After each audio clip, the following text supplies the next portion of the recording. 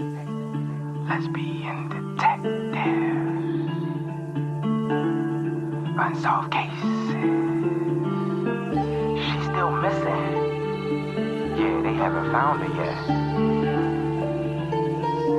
Well, let's talk about it. They say he vanished without a trace. Could it be a psychotic break or a tragic accident? Police don't know where the body went.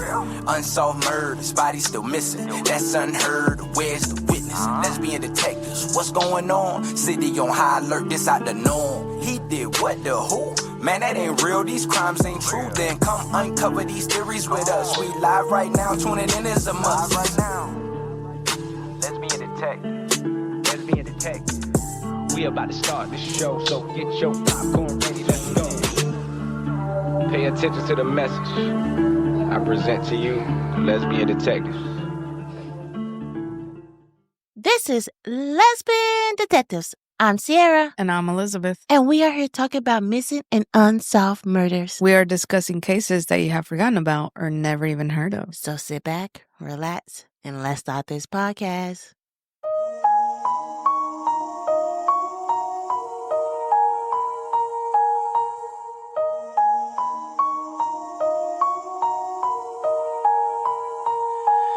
Welcome back, everybody. Thank you for joining us for a new episode in a new week. And I know, I say it all the time, but I am thankful for all of you guys.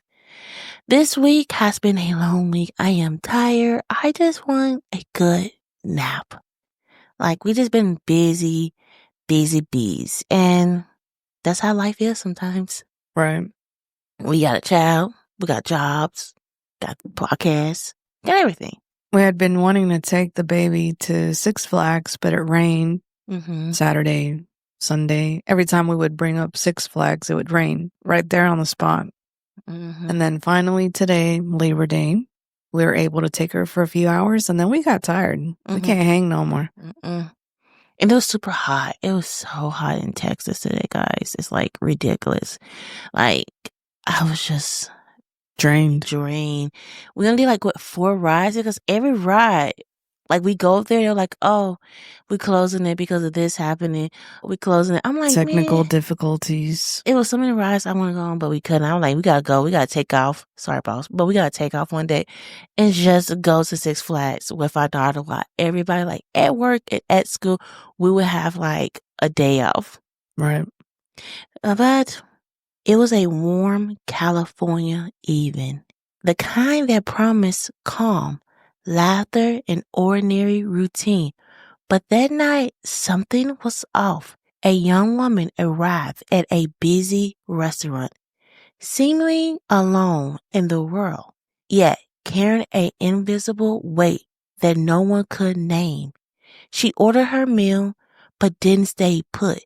She drifted from table to table, speaking rapidly, sometimes incoherent, mentioning strange things, as if she was listening to a voice only she could hear. The guests around her whispered in confusion, unsure whether to intervene or let the night unfold. As the evening wore on, a misunderstanding over a simple bill escalated, drawing the attention of the police. Soon she was in custody, taken to a station far from a familiar streets.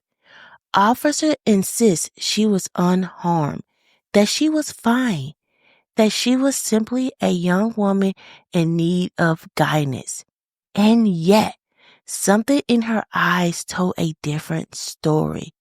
She had no wallet, no phone, no way to call for help.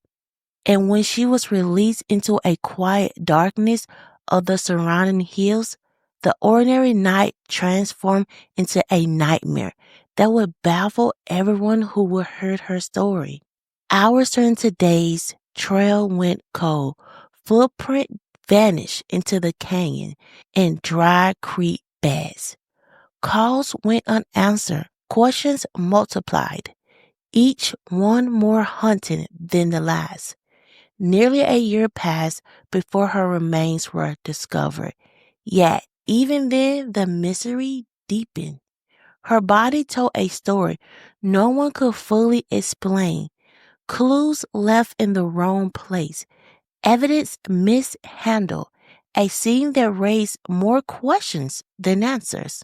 And as the investigators dragged on, the sense of uneasiness only grew. Something went horribly wrong that night, and the truth, while partially revealed, still hides in the shadow, daring anyone who looks too closely to unravel it. This is the case of Mitrice Richardson.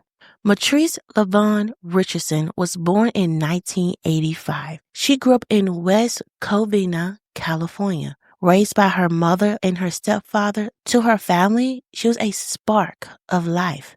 Sharp, beautiful, and with endless curiosity about the world. From a young age, she was drawn to psychology.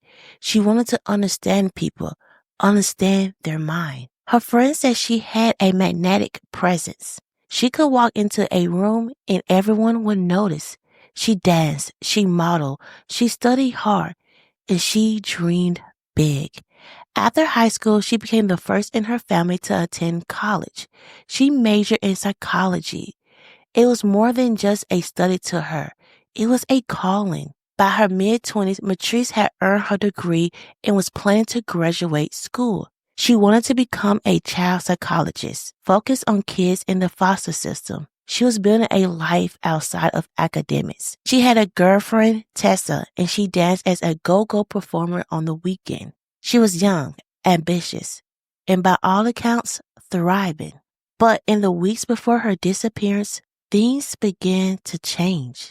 Her texts to friends and family grew stranger. Some of her messages didn't make sense at all.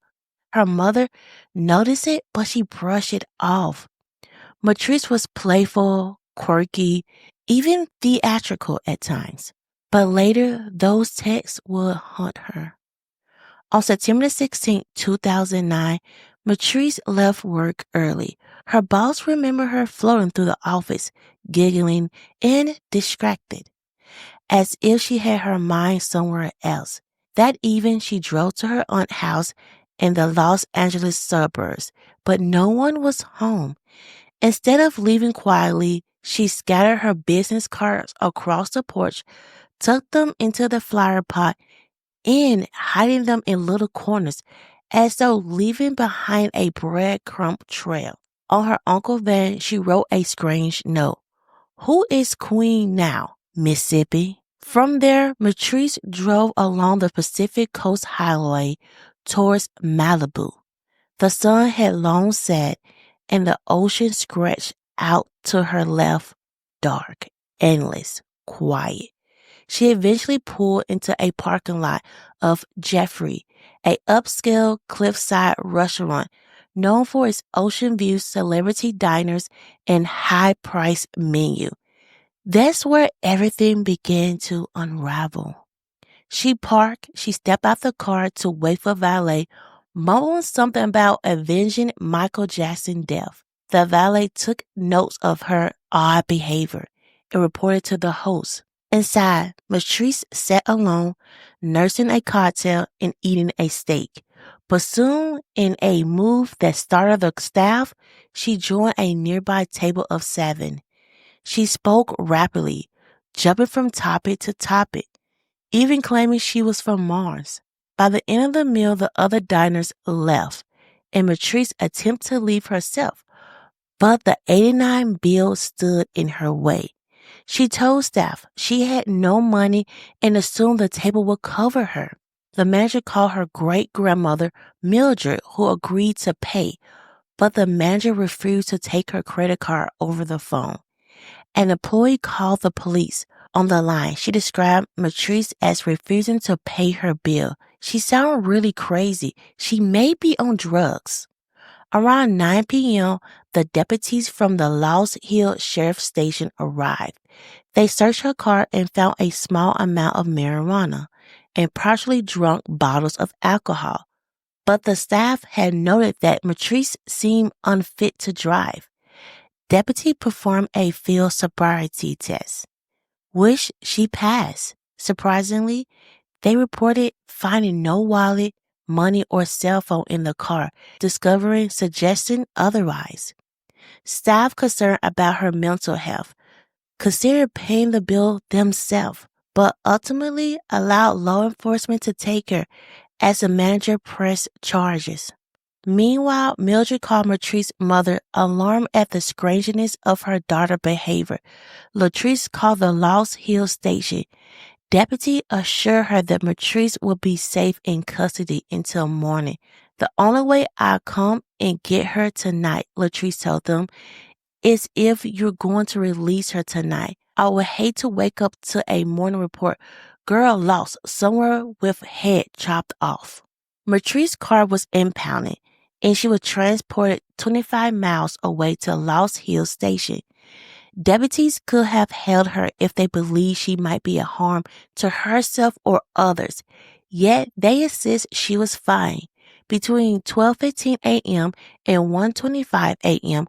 on September 17, Mitrice was released with no wallet, no cell phone, no money, and no way to drive back to her car.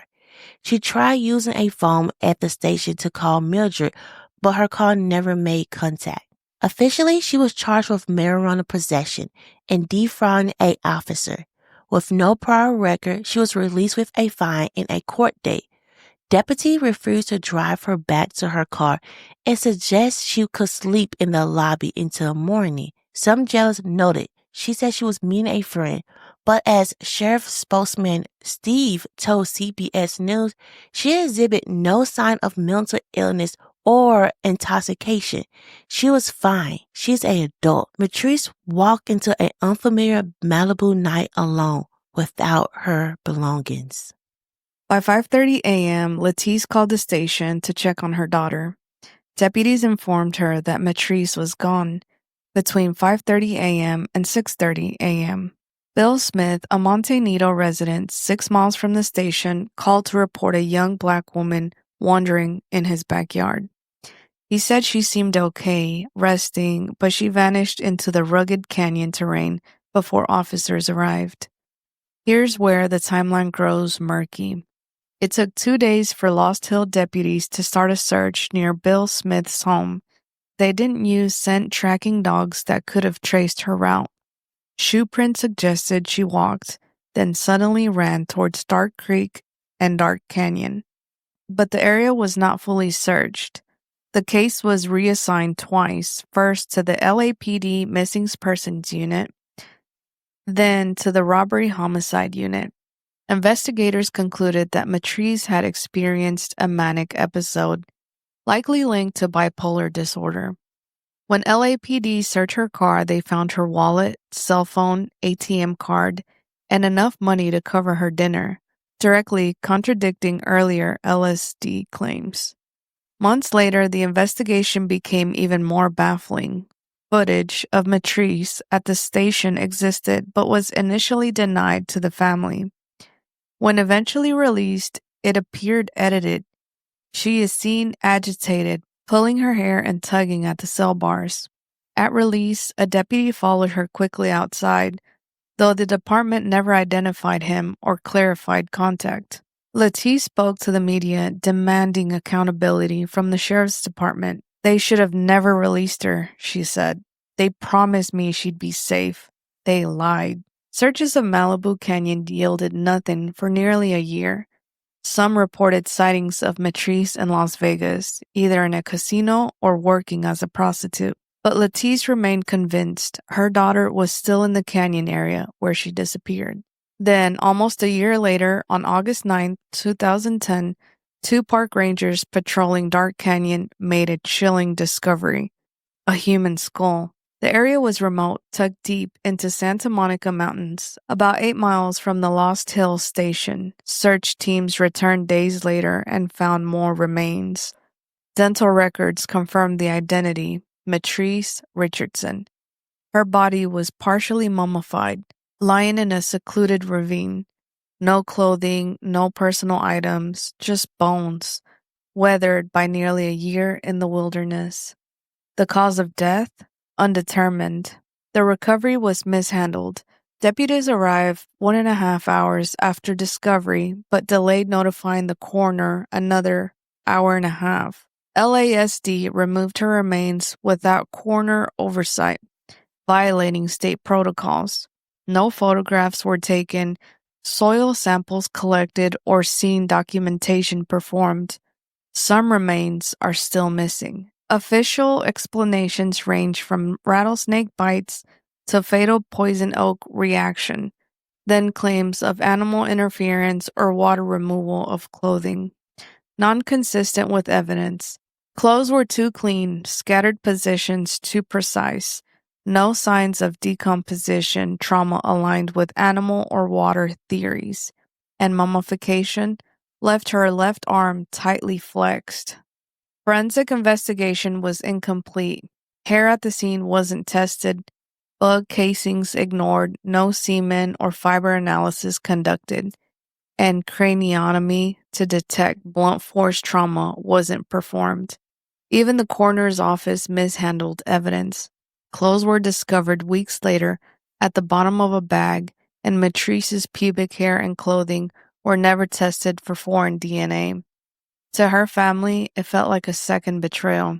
Nearly 2 years after the devastating disappearance and tragic death of their daughter, Mitrice Richardson, her parents have taken a small step towards closure. Sources tell the Los Angeles Times that they have reached a tentative agreement to settle their lawsuit against the Los Angeles County Sheriff's Department for $900,000, a sum that, while significant, can never truly account for the loss they endured. So what happened to Mitrice Richardson? Some believe the simplest answer, that she wandered into the mountains during a mental health crisis, disoriented and alone, and succumbed to the elements. But others aren't so sure. Why was she found with no clothing? Why were her remains moved prematurely? And why was she released from jail at all, after her mother's desperate warning? Over a decade later, her story remains unsolved. A young woman with her whole life ahead of her walked into the Malibu night and never came home. Her mother still asks the question no one has answered. What really happened to Mitrice Richardson? Before we end this case, let's sit back and remember the woman that was unalived. In the end, the story of Mitrice Richardson is not just a tale of mystery and tragedy. It is the story of a young woman who deserved to be seen, heard, and protected. For nearly a year, her family endured the unimaginable, not knowing where she was, fearing the worst, and struggling against the system that often failed to safeguard her. Every unanswered call, every delay in search, every mishandled clue compounded their grief. When Mitrice's remains were finally found in Dark Canyon, her mother, Lettice, and her father, Michael, were faced with the heartbreaking reality that their daughter had been so close, yet lost to them forever. And yet, even in the depths of sorrow, their love never wandered. Their love never wavered. They fought tirelessly, not just for justice, but to honor Mitrice's memory and the vibrant life she carried within her. Nearly 2 years later, after countless battles with the Los Angeles County Sheriff's Department, Lettice and Michael reached a tentative settlement, a recognition of the failures that contributed to their daughter's death. It could never bring Mitrice back, nor mend the pain of losing her, but it was a small acknowledgement of the truth they had always known. Mitrice mattered, her life mattered, and her story could not be forgotten. In remembering Mitrice Richardson, we are reminded that behind every case file, every news headline, and every cold report, there is a human life, a story, a family, and a love that endures beyond tragedy. This is the case of Mitrice Richardson. Now let's get into some theories. Theories. Let's get into some theories. Everyone is a suspect until proven guilty. Let's get into some theories. Let's be in detectives. What type of thoughts you thinking? What theories running through your mind? I'm thinking all types of suspicion. Uncover the truth, what we can find. Witness say they saw somebody creeping out the back door. What you think they did it for? That's so crazy, I'm not sure. They found a car, where could she be? Here go another puzzle piece. Researching through your history. It's plenty unsolved mysteries. Everyone is a suspect until proven guilty. Let's get into some theories, yeah. Let's get into some theories. Let's get into some theories. Everyone is a suspect until proven guilty. Let's get into some theories. Let's be in detectives. You or me? Bad. I feel like we all have the same thought of what happened at night. That the police, they took her to jail. They was like, you know what? I feel like they probably didn't want to deal with her. They was like, you know what? Let her go. Just let her go. To me, I felt like the police failed her. And this is where I go with police accountability and also police training. I think police, because it's so many mental illness cases that we see in the media, that police have failed a lot of people. I feel like somebody on that force or in that station, you should have at least 10 people that can deal with somebody with a mental illness, Right. that knows the signs, because she had signs. You could tell how the people at the restaurant was saying how she was acting. They're like, yeah, it seemed like she was on some drugs or anything like that. Mm-hmm. But listen to it. It seemed like she went through a mental break. Like something happened to trigger her mental illness. And we know, and we don't know for sure that was what's going on with her, but you can see the signs. Like even her mom called the people and said, hey, something is going on with my daughter. Please keep her there. If you're not going to let her go, just keep her there and I will come get her in the morning. Let me know. Like that's a mom, like telling you like, my daughter's not okay. And a lot of people say that the police should have took her to the hospital to get checked out, to get on a hold, for like the people who deal with mental illness can say, yes, she needs to be here for 48 hours to see what's going on. But the police didn't care. That's what I'm saying. A lot of police and a lot of people believe mental illness isn't real, that people are just faking it, that you're not sick, nothing's wrong with you, you okay, take some water, drink some water, you'll be good. But no, that's why I say a lot of people need the training. A police officer need the training of mental illness, because you have different issues out there in the world that you need help. You shouldn't shoot first. You should say, okay, this person not in the same headspace. Something's going on. Let me talk them down. Let me see if I can work with them and take them somewhere that they can get the help. Not shoot first or like, just put them in jail. Give them the help. Help them. Your job is to protect and serve. Protect them. Serve them. Right. But you're not. You sometimes feel like it's the truth. They don't want to deal with it. But you have to. If you in that field, you have to. I feel like if you become a police officer, you should sit down and take psychology class. Okay, so I agree. The police officers should have some special training, some special protocol. Obviously, they're not going to know if it's a mental illness, but they should take them in, right? And then once they're inside of the jail system, there should be a screening process. Mm-hmm. They should have somebody that can detect what their mental health is, right? And then take the proper steps to help that person. If they need to be released to a psychiatric ward or any place that they need, really. But it's not their call to make, right? Especially if they see that this person is not acting how they're supposed to be. Something's off. They said that the people at the restaurant believed that she was on drugs. Like, she clearly wasn't making any sense. When they called the mom, she was like, hey, are you going to keep her till the morning? Like, what's going on? And then they just like misled her, right? Like they lied. They released her without notifying the mom. To me, yeah, it was just mistake after mistake after mistake, even whenever they found the body. First of all, they didn't even conduct the search. 2 days later. 2 days later. And then once they did, they didn't follow the proper protocol. Now, my thing is was it training? Like, Was it new officers or were they trying to hide something? They were just trying to hide something. They effed up. They effed up big time. They figured like, okay, if we mess up the crime scene and like mess some stuff up, they're like, oh, they mishandle it. They won't get into much trouble to me if they mess up the crime scene. Person who going over her body, they would have found a lot of more information. Like, okay, this happened to her. This. Her death was undetermined. Oh, a lot. Like, they couldn't even say, was she was attacked by animals or was it bug? Was it, it was just like, what really happened? Nobody knows. To me, I'm telling the family the truth. When you got her body back, her bones back, you should have called. Like, it's a person online. I forgot their name. Can't think of it. It's a doctor, somebody. They deal with a lot of bodies, like, got mishandled, and they should have called them, and they would have, like, really like say, okay, they really deal with bones. They could have really helped the family out and say like, this really happened to your daughter.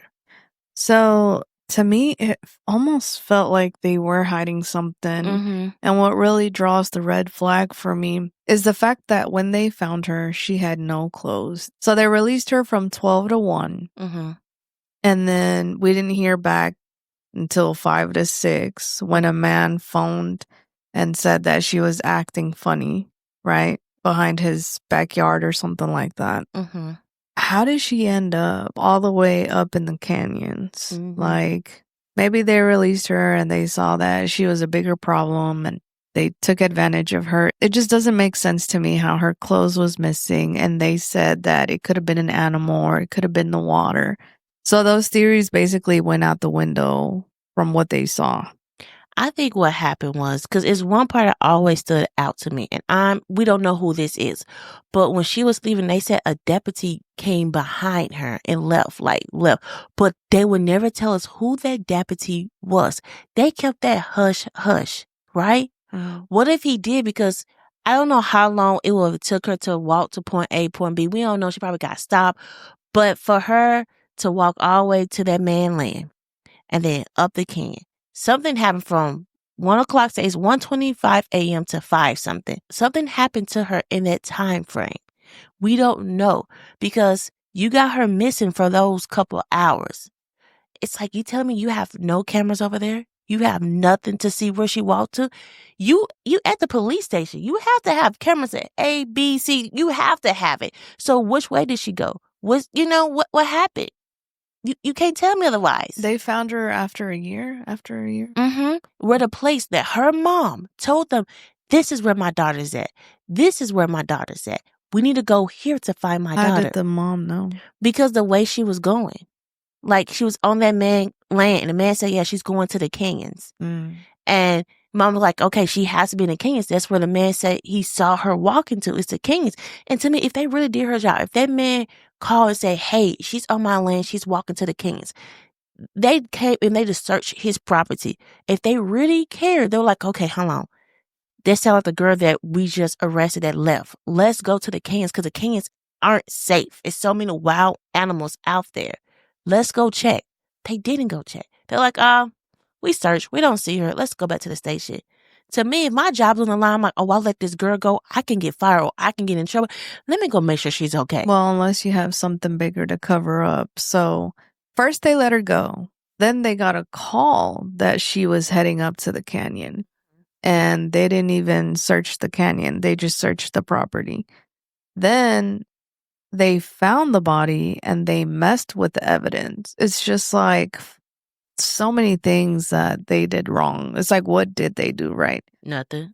I guess the only thing was, they basically admitted that they were wrong, and even though the sum of the money that they granted the family isn't going to bring her back, it was at least justice for them. The police acknowledging that they messed up. Mm-hmm. They should have handled things differently. We all say that. And it's like, it's so many women and men that dies in police custody that's not even talked about. You have Sandra that was in police custody that everybody think that she was unalive, and then they took her mugshot while she was dead. Say her name, Sandra. We all know her. And then come out later, she's found dead in her jail cell. It's like, come on. It's just they try to cover up. And to me, it seemed like that station just covering up. Something's going on deeper that I feel like as people that we should know about. Like, okay, why did she go missing? Why you didn't do her job? Why you didn't like, okay, let me call her mom back. Why? It's like nobody stop and think like, dang, like that makes me mad. Nobody stop and just think. Let's just keep her in. Her mom always said like, I'll come get her tonight. Cause where she was at and where her family was at, it was a long drive. That's why her mom was like, okay, if she's not coming out tonight, just like, I'm gonna stay at home and then I'll come pick her up in the morning. And her mom even said like, keep her there. Keep my child there. So my child can get help. Right. Like, that's messed up because her mom begged for the help. Like, and then it's about the freaking restaurant. If the grandmama called and said, hey, like, I will pay for the bill, why didn't let her pay? I never understood that logic. Right. Like, she's offered to pay. Just let her pay. And I wonder, did the people at the table was like, we'll pay for your food? I always wonder that, like, did y'all really say y'all pay for her food? I don't think so. I Probably think, not. honestly, she just had an episode, wasn't making any sense, felt alone, joined people, and the people probably try to rush out of there just to get away. But, I mean, everything was mishandled, and unfortunately, it cost her life. Yeah, it was like, this happened and this happened. And like, it was like a snowball effect. Just like, her day was just bad. And then I think about her boss. Boss, like, she was happy. She was giggly. She was like floating. She was having a good day. And then she passed away the next day. That's just sad. And we will never know what really happened to her, because sometimes I feel like when somebody get unalive at a jail cell or something happened to them in police custody, that's the hardest case, because you have to take down a whole station. You need somebody to be a whistleblower to let us know what happened. And Right. I don't think we would ever know what really happened to her until somebody wants to speak up. And I don't think somebody will, because I feel like if they found out this person is going to tell the truth, they probably unalive them. They probably make sure they will never speak again. These cases like this piss me off, because you hope and pray that it will be solved and it will, like, someone will be a man or woman enough to tell the truth. But you looking like, nah, because they probably got something to lose too. Like, you know what? Right. But it might happen if they like get caught by like the FBI or something like, look, I tell you everything happened to that girl that you found in the canyon. If you like drop some of these charges, I mean, that could happen too. You never know. But this is our case, guys. I hope and pray that her family does get the justice, and hopefully somebody will tell us what happened that night. This is Lesbian Detectives. We are all social media. We are all podcast platform. We are also on YouTube. So please check out our YouTube to see our beautiful smiling face. We have case suggestions. So please tell me the case that you want to hear. And guys, y'all really like me doing child abuses case. I mean, like, y'all just keep sending to me and I'm going to do them. But guys, I am a mother. Y'all making me cry with some of these guys. But another one is coming up. Again, y'all really like the Imani case. Y'all like, hey, can you do her case and give her a voice? And I will, because that little girl need a voice. So please check out that episode. It will come out soon. We are Lesbian Detectives. Don't forget, everybody's a suspect. So proven innocent. Bye. Lesbian detectives. Unsolved cases. She's still missing. Yeah, they haven't found her yet. Well, let's talk about it. They say he vanished without a trace. Could it be a psychotic break? Or a tragic accident? Police don't know where the body went. Unsolved murders, body still missing. That's unheard. Where's the witness? Lesbian detectives, what's going on? City on high alert, this out the norm. He did what, the who? Man, that ain't real, these crimes ain't true. Then come uncover these theories with us. We live right now, tuning in is a must. Right now. Lesbian detective. Lesbian detective. We about to start the show, so get your popcorn ready to go. Pay attention to the message I present to you, the Lesbian Detectives.